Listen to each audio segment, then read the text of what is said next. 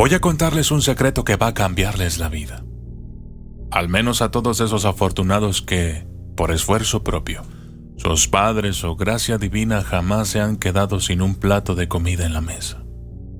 Bien, lo que ustedes no saben es que el hambre duele. ¿Cómo que duele? Así como lo escuchas. Duele y tanto que es imposible pensar en otra cosa. A los gobiernos no les gusta que se hable de esto, del extremo sufrimiento que causa el hambre, superior a un dolor agudo de muelas. Y no les gusta que se cuenten estas cosas porque hay un aspecto del hambre que la hace aún más espantosa. Y es que millones de personas que la tienen hoy saben que mañana también la tendrán. Y pasado.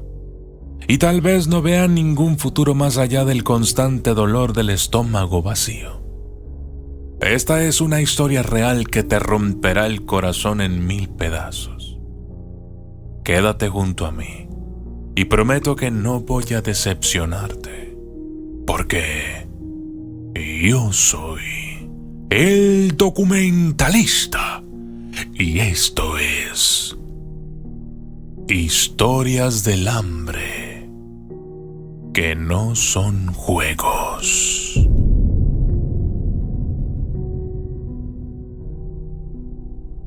Santiago tenía 15 años e iría de campamento y estaba feliz. 5 días en el bosque con sus amigos del colegio más exclusivo, el Saint God of the Hills, entre los que se encontraba Paola, una de las más bellas y más inteligentes del país. Aunque era pobre, la habían becado. Es que el Saint God of the Hills era solo para los ricos más ricos, sin importar qué tan brillantes o no lo fueran. Y necesitaban de alumnos como Paola para mantener su nivel de logros académicos.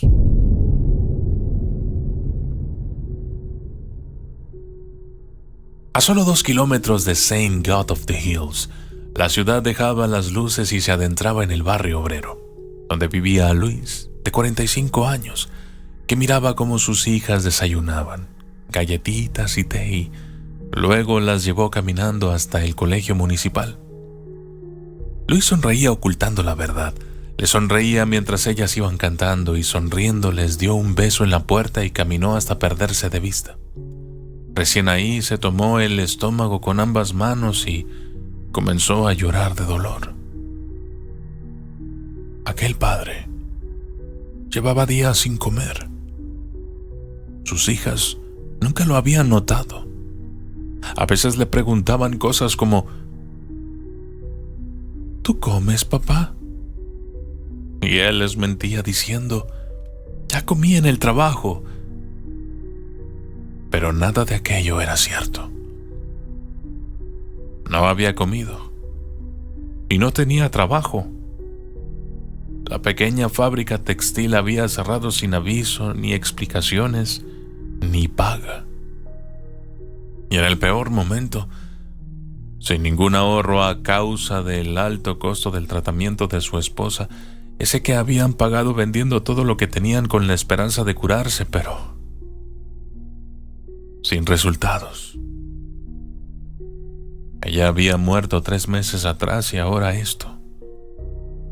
Trataba de recordar si acaso había ofendido a Dios o algo por el estilo en algún momento, pero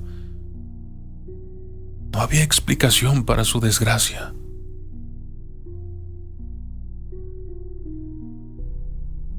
Las carpas estaban listas. Todas eran nuevas y con el logo del Saint God of the Hills. El bosque era gigante. Tuvieron que caminar 2 horas a través de los árboles desde la entrada. La consigna era simple: sin teléfonos y diviértanse en la naturaleza. Pero todo era una absoluta trampa. Les cuento.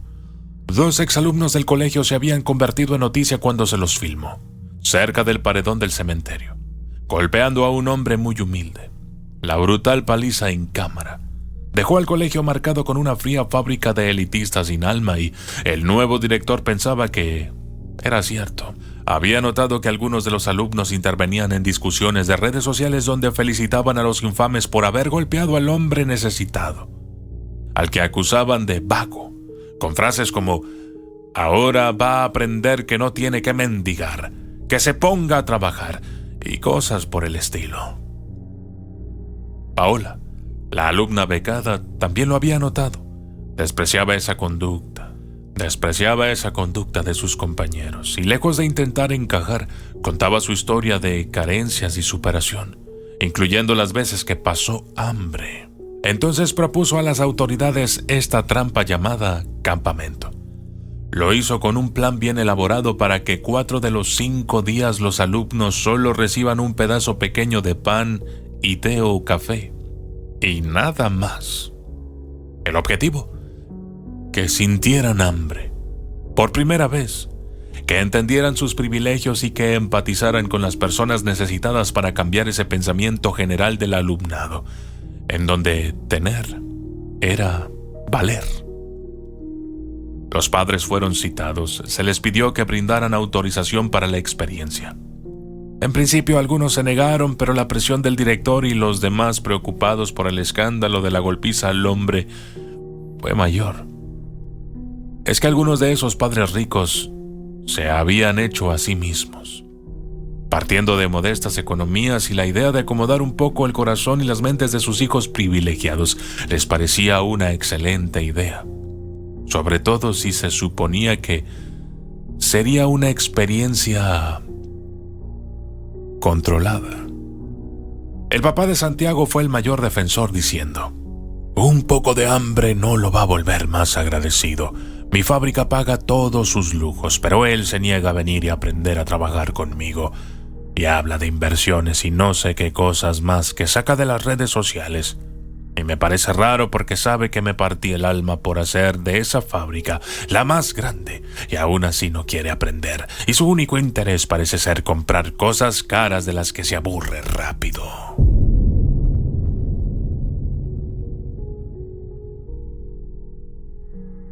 Aún doblado por el dolor, Luis pensó en sus hijas. Se paró, secó sus lágrimas y se acomodó la ropa. Debía caminar 12 kilómetros hasta su entrevista de trabajo, otra fábrica textil que había aceptado reunirse con él. Llegó como pudo. El dolor que sentía era brutal, un ardor sostenido y profundo. En los bolsillos tenía solo un par de pesos, pero no podía gastarlos. Nunca lo haría, porque sus hijas le pedían ese dinero para comprar una golosina cada vez que salían de la escuela y caminaban a casa. Una tradición que tenían con su madre cuando vivía y que él no pensaba romper. Había prometido a su esposa que siempre cuidaría de ellas y que estarían felices, y además, viendo a sus hijas riendo y sin sospechar nada de la terrible situación económica que atravesaban, en ese mismo instante en que las veía comer sus galletas, los problemas desaparecían, aunque fuera solo por unos segundos. Incluso el dolor de su estómago era menor.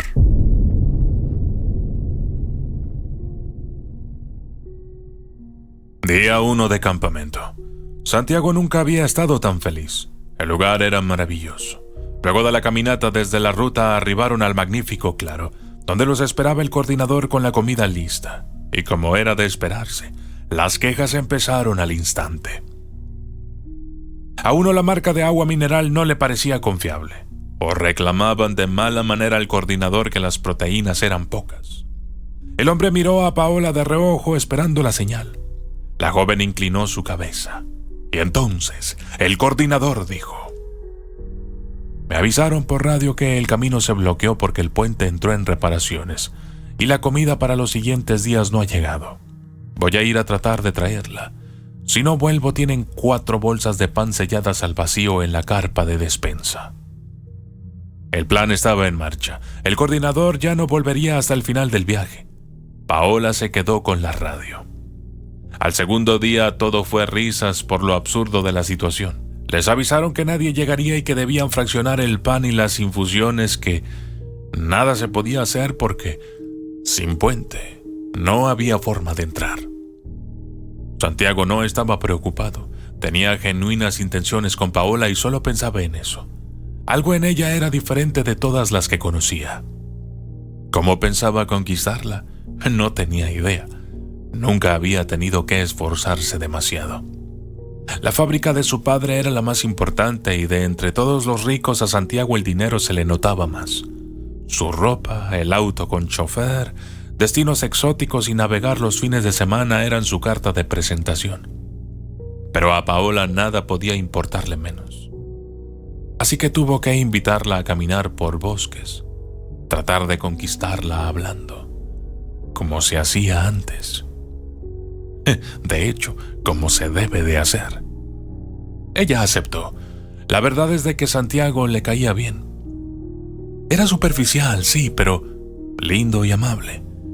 Cualidades que lo convertían, por lejos, en el mejor dentro de aquel grupo de malcriados chiquillos. Paola escuchó durante 45 minutos los planes a futuro del muchacho, su visión del mundo, de los negocios, lo que la sociedad debía mejorar y ciertas indirectas sobre lo mucho que le gustaba estar con ella. Paola le dijo: «Recuerda todo lo que me has contado hoy y ¿qué te parece si repetimos mañana esta caminata juntos? Quiero ver si ya te has dado cuenta». Él se entusiasmó y acordaron la cita.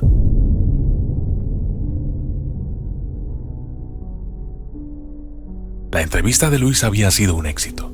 Ocultó el dolor y la desesperación y habló de puntualidad, asistencia perfecta y el conocimiento de reparación de diversos tipos de máquinas.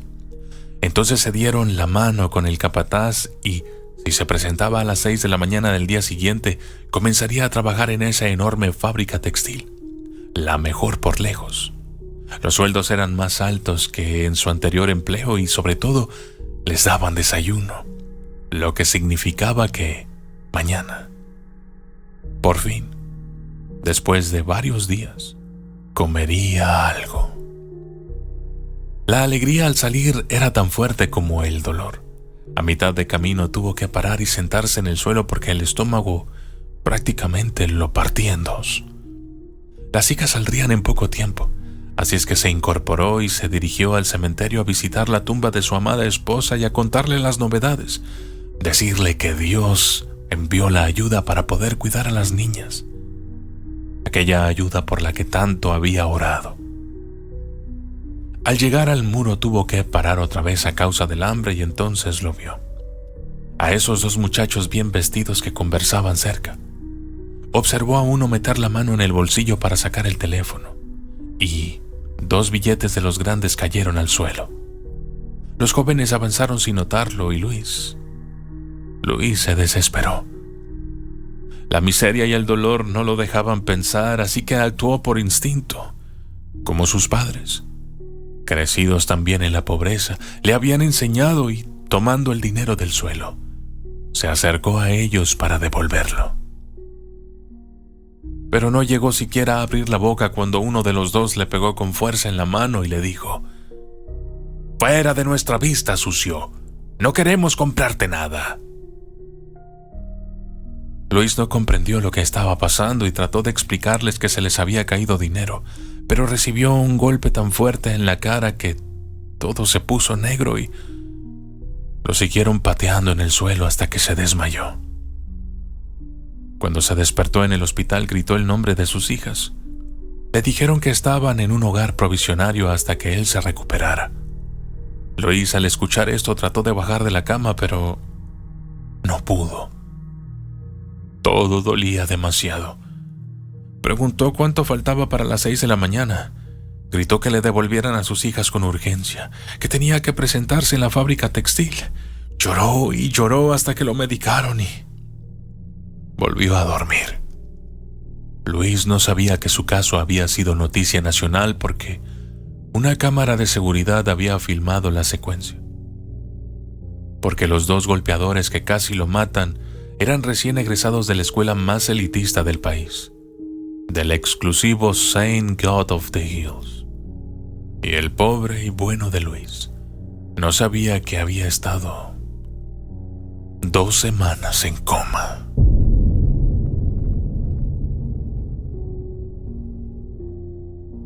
En el campamento, al tercer día, solo se escuchaban lamentos y conversaciones sobre comida. Casi nadie había dormido. El dolor estaba empezando a sentirse fuerte y constante.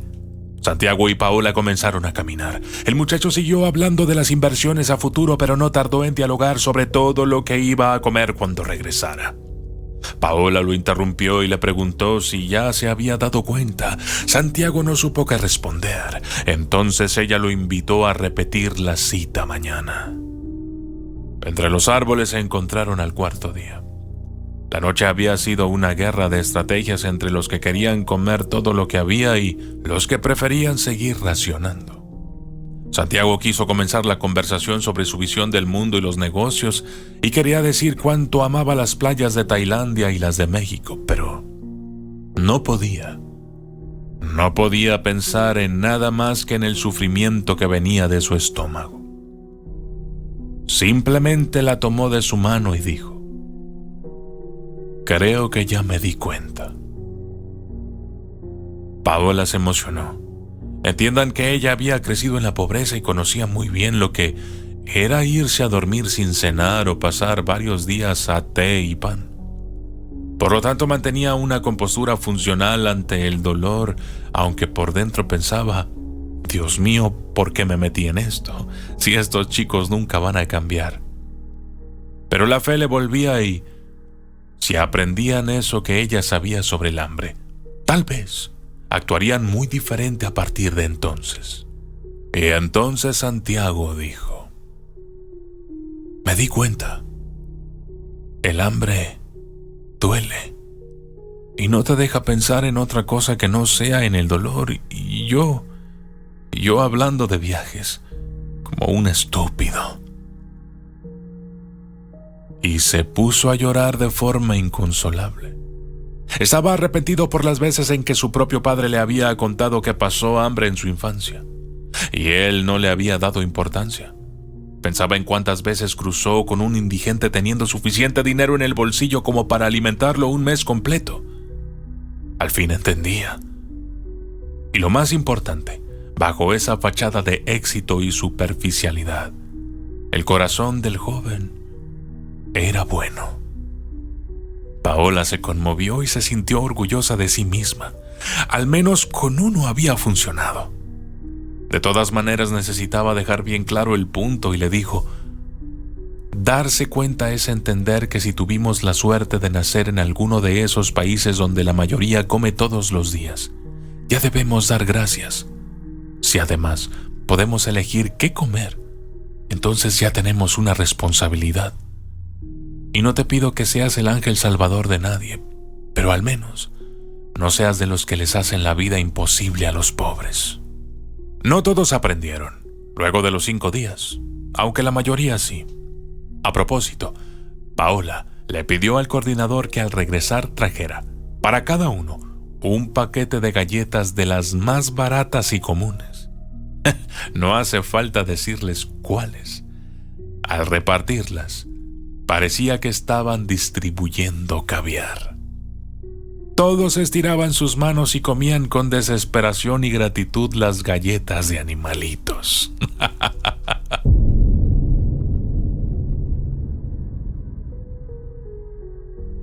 Luis había quedado con algunas cicatrices profundas al recibir el alta y, aunque perdió toda la mañana en el tribunal solicitando que le devolvieran a sus hijas, la negativa del juez fue tajante. Él no tenía trabajo, ni ingresos. Simplemente sería imposible. Durante media hora pudo verlas. Las niñas lloraban y le acariciaban la cara donde tenía lastimado. Lloraban porque veían al padre deshacerse en lágrimas y pedidos de disculpas por hacer que tuvieran que vivir aquel horror. Ellas lo besaron y le prometieron que estarían bien si él juraba que pronto volvería para llevarlas a casa. Desde el juzgado caminó rezando al Señor: «Dios, ayúdame, Dios, apiádate», dolorido por las heridas en las costillas, hasta la fábrica textil, dispuesto a rogar una oportunidad para poder recuperar a sus hijas.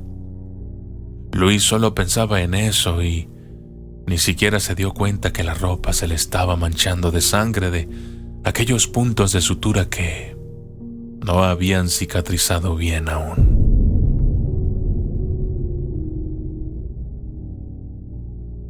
Al llegar al colegio y en presencia de los padres, el director les confesó a todos la verdad sobre el campamento, el plan y el objetivo que perseguían.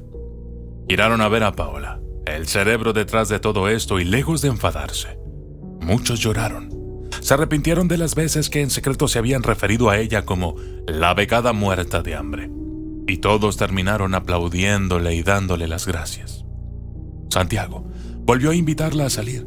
Ella aceptó. Acordaron verse otro día. En la cita, ya no hablaba de negocios o de un futuro, sino de sus sentimientos y, con honestidad, le confesó que a ella le gustaba tanto que mientras tenían hambre estaba segunda en la lista de sus fantasías. Justo entre unos tacos gigantescos que ocupaban el primer lugar y una hamburguesa triple con tocino. Ella sonrió por la ocurrencia y aceptó ser su novia.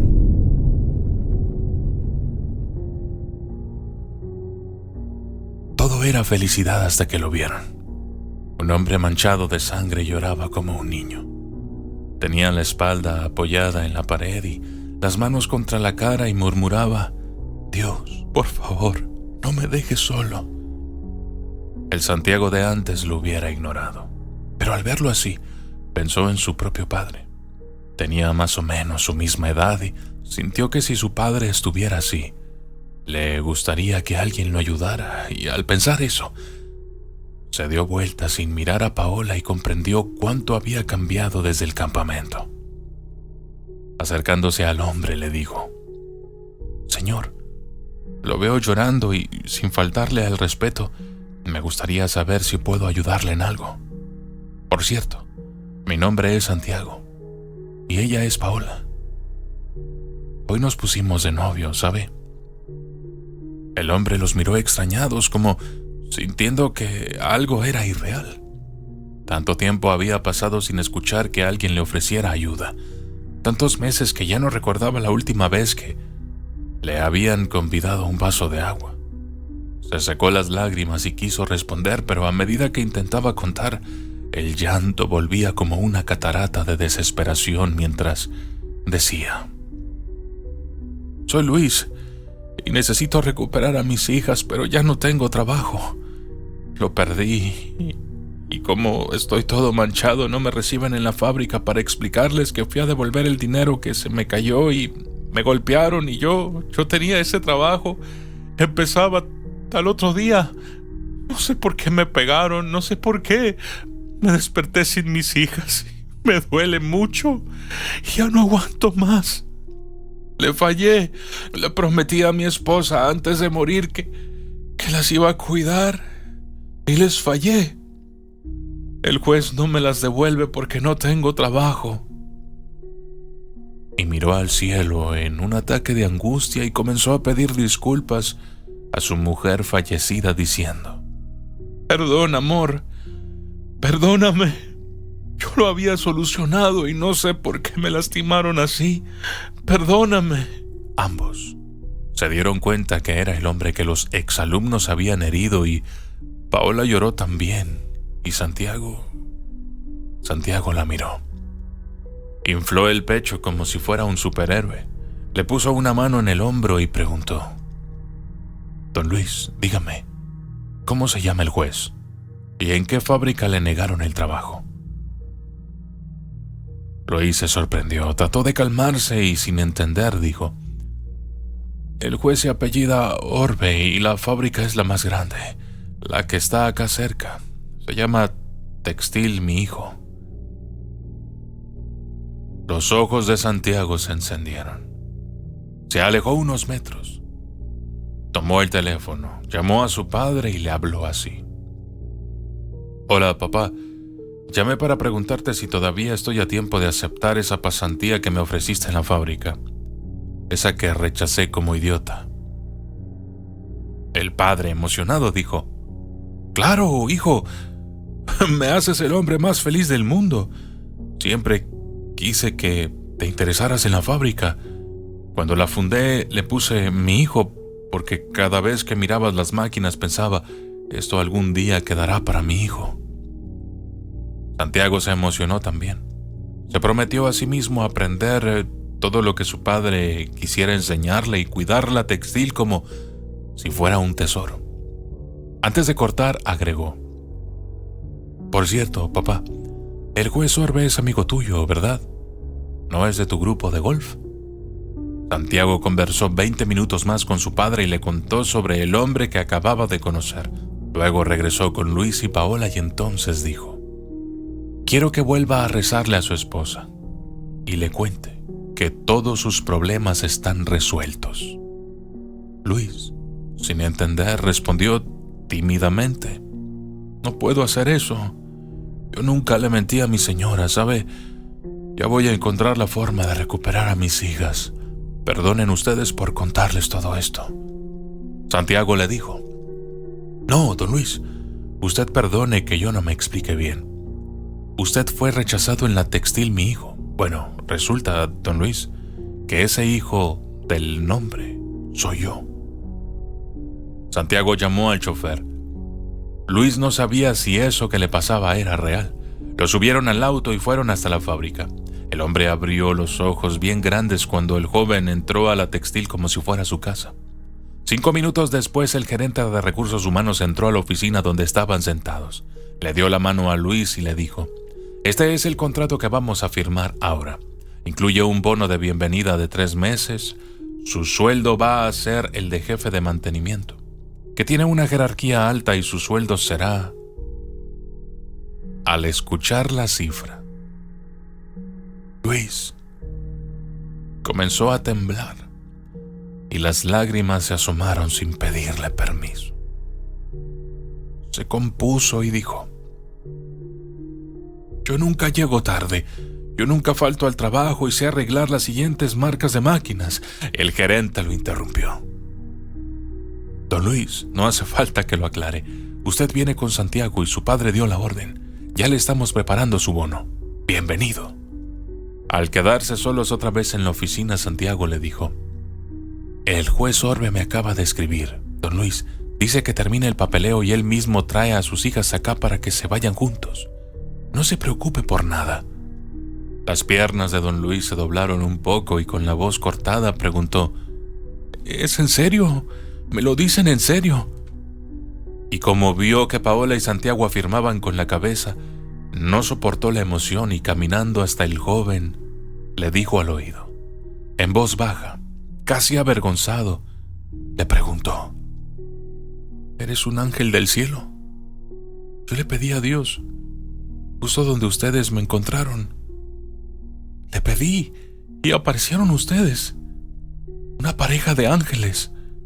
Por más que Paola y Santiago lo negaron, la escena que vivieron después haría emocionar a una esfinge. El juez Orbe entró con las niñas. Se tiraron encima de su padre y lo cubrieron de besos, mientras le agradecían en llantos diciendo: «Cumpliste, papito, y no nos abandonaste ahí. Somos las más felices del mundo». La niña más chica preguntó: «¿Aquí trabajas, papá? ¿Aquí es donde te dan de comer y por eso nunca comes con nosotras?» Santiago no entendió a qué se refería la nena, pero Paola sí, y le explicó al oído diciendo: «Don Luis no comía con sus hijas porque no alcanzaba para los 3, y les decía siempre que iba a comer al trabajo, pero no era cierto. Muchos padres hacen eso, Santi.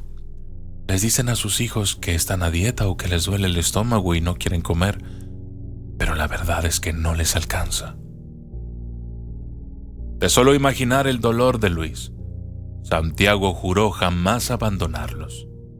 Y si bien no era un ángel en el sentido estricto de la palabra, terminó siendo uno para esa familia y para muchas más. Los años pasaron y se hizo cargo de la fábrica junto con su esposa. Sí, Paola y él se casaron. Para ese entonces tenían 2 industrias y eran famosos por el trato justo con los empleados y la humildad con que solían dar oportunidades a los necesitados. El mes pasado Santiago tuvo que ser operado del corazón.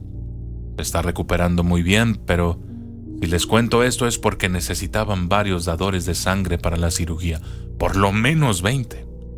El pedido se difundió entre los empleados. Decían que el fundador, que el papá del ángel, así llamaban a Santiago por sus increíbles gestos de bondad, necesitaba dadores de sangre.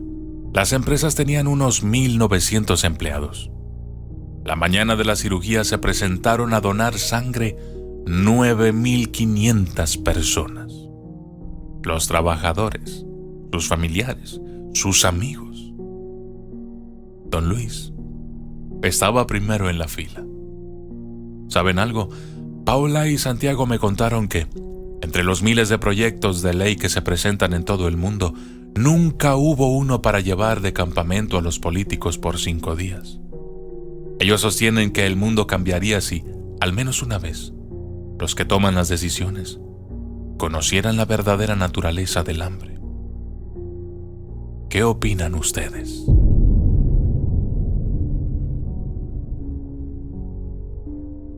Yo soy el documentalista y esto fue Historias del Hambre que no son juegos.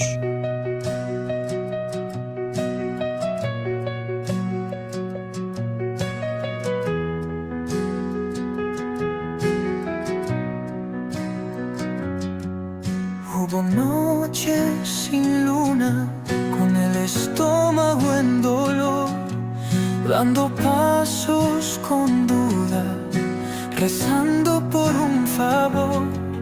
El reloj marcaba el tiempo, pero el pan no aparecía. Mis amores y el silencio eran mi única compañía. Pero nunca me solté, aunque la vida me empujó. Dios supo de mi dolor y con su luz me levantó. Cuando el hambre fue tormenta, cuando el miedo me atrapó, Él estuvo a mi lado y jamás me abandonó.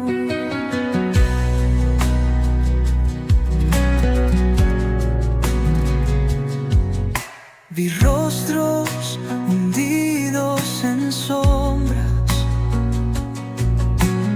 ojos que piden sin voz. Sentí el peso de la angustia cuando todo era feroz. Pero en medio del quebranto aprendí a mirar.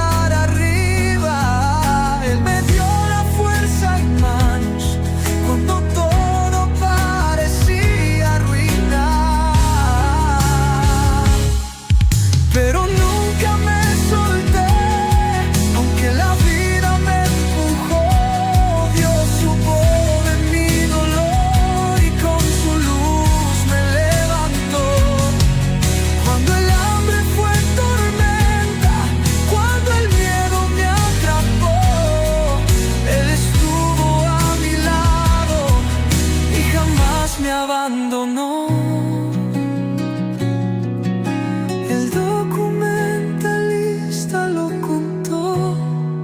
Las verdades que otros callan, las promesas que Dios dio, no se quiebran ni en la falla. Pero nunca me solté, aunque la vida me empujó. Dios supo de mi dolor y con su luz me levantó. Cuando el hambre fue tormenta, cuando el miedo me atrapó, Él estuvo a mi lado y jamás me abandonó. Maestro me nombra y persigo la virtud. Trabajo en las sombras para servir a la luz.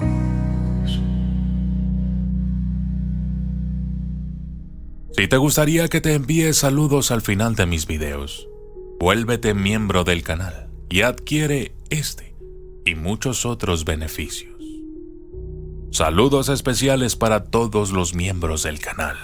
Luciano Ezequiel Rossi, Berenice G, Carol Ramos, Cruz Ibarra, Lilia Lili, Graciela Cabral, Andrés Ramírez, Abril Suárez, LDGR, Tamara Naxu, Eliana Castañeda, Yes, Lili Montes, Milagros Rutherford, Nicolás Flores, Sol Jax, Paulina Cabrera Heredia, Jimena, Miguel Urbina, Sara Marrazo, Franco Mancilla, Wings Omega 40, Fabiana Iesa, Miguel, Ángel Luis Batista Mendoza, Señorita T, Ernesto P, Jonathan Micael Mortarotti, Paul Bol, Brenda, Lorenzo Warchak Sikin, Chris Alexander, Ana María Morín, V Entertainment, Freddy Villalobos, Matías Gabriel Riquelme Fernández, Carlos Chidi, Pierre Iván Ramet del Real, Big One, Detective de Energía, Germán Virgen El Chuda, María Raquel Pérez, Miguel Troncos, Vinela Vallecillo, Tomás V. Wolf Villarroel, Friepa, Adán Rossi, María Félix Martínez, Héctor Bautista, Edu Ochentas, Rosario Huizache, Amalia Contreras, Patrick Rosas, Alan García, Lucas Mulvar, Gloria Regia, Verónica Pereira,